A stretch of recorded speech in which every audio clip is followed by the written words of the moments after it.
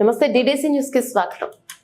ఈ రోజు పార్వతీపురం ఐటీడీఏలో సిఆర్టీలందరినీ రెన్యువల్ చేయాలని అలాగే భాష వాలంటీర్లకు పాడేరు ఐటీడీఏలో రెన్యువల్ ఆర్డర్స్ ఇచ్చిన నేపథ్యంలో పార్వతీపురం ఐటీడీఏలో కూడా ఆర్డర్స్ ఇవ్వాలని ధర్నా కార్యక్రమం చేయడం జరిగింది। ఐటీడీఏ అధికారుల నుండి పాజిటివ్ రెస్పాన్స్ రానుందన్న ఇంకా ధర్నా కార్యక్రమం కొనసాగుతుంది। అధికారుల నుండి పాజిటివ్ రెస్పాన్స్ రాని ఎడల రాత్రి బస చేయడానికి ఉపాధ్యాయులందరూ సిద్ధంగా ఉన్నారు। నా పేరు ఎస్ మురళీమోహన్ రావు, యూటీఎఫ్ రాష్ట్ర కార్యదర్శి। ఈరోజు పార్వతీపురం ఐటీడీఏ పరిధిలో ఉన్న సిఆర్టీలని రెన్యువల్ చేయడం కోసం ఈ కార్యక్రమాన్ని నిర్వహిస్తూ ఉన్నాం। రాష్ట్ర ప్రభుత్వం నుండి సిఆర్టీలను రెన్యువల్ చేయడం కోసం 206 మంది మొత్తం ఈ పార్వతీపురం ఐటీడీఏ పరిధిలో ఉన్న వాళ్ళందరికీ ఫైనాన్షియల్ కాన్ఫరెన్స్తో ఉత్తర్వులు ఇచ్చింది।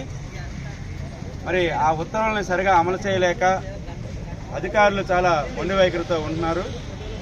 ముఖ్యంగా ఎగ్నెస్ట్ ఎస్జిటిలో ఉండే ఒక 45 మందిని ఈరోజు ఉద్యోగాలు మీకు మేము ఇవ్వం, వెరిఫై చేస్తాం, కొత్త వాళ్ళని నియమించుకుంటామని చెప్పేసి ఒక భయంకరమైన ప్రకటనలు చేస్తూ ఉన్నారు।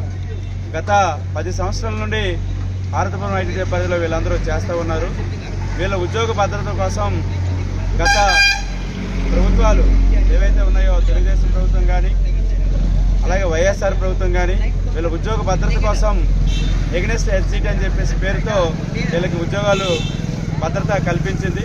కానీ ఈరోజు వీళ్ళు సొంత భాష్యం చెప్పి ఇక్కడున్న డీడీలు ఇక్కడున్న అధికారులు ఐటీడీ అధికారులు సొంత భాష్యం చెప్పి వీళ్ళకి అన్యాయం చేస్తూ ఉన్నారు। మరి వీళ్ళ సంగతి, వీళ్ళ కుటుంబాల సంగతి ఏమిటి, అలాగే వీళ్ళ ఉద్యోగ భద్రత సంగతి ఏమిటి? 10 సంవత్సరాలు బట్టి చేస్తూ ఉంటే వీళ్ళని ఊరకనే ఒక కలం పోటుతో మీ ఉద్యోగాలు తీసేస్తామని చెప్పేసి చెప్పడం అనేది అది భావ్యం కాదు। ముఖ్యంగా రాష్ట్ర ప్రభుత్వం వీళ్ళని రెన్యువల్ చేయడం కోసం ఉత్తర్వులు ఇచ్చింది, కానీ అధికారులే మొండి వైఖరితో వ్యవహరిస్తూ ఉన్నారు।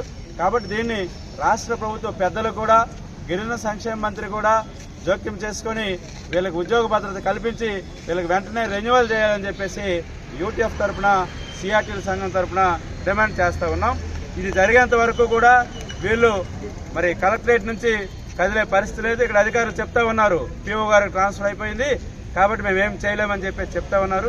మరి ఈరోజు కలెక్టర్ గారు ఐటీడీఏ చైర్మన్ కాబట్టి ఆయనే జోక్యం చేసుకుని ఈ సమస్యను పరిష్కారం చేయాలని చెప్పేసి, పరిష్కారం అయ్యేంత వరకు కూడా ఇక్కడ నుండి కదిలి వెళ్లేది లేదని చెప్పేసి తెలియజేస్తాం।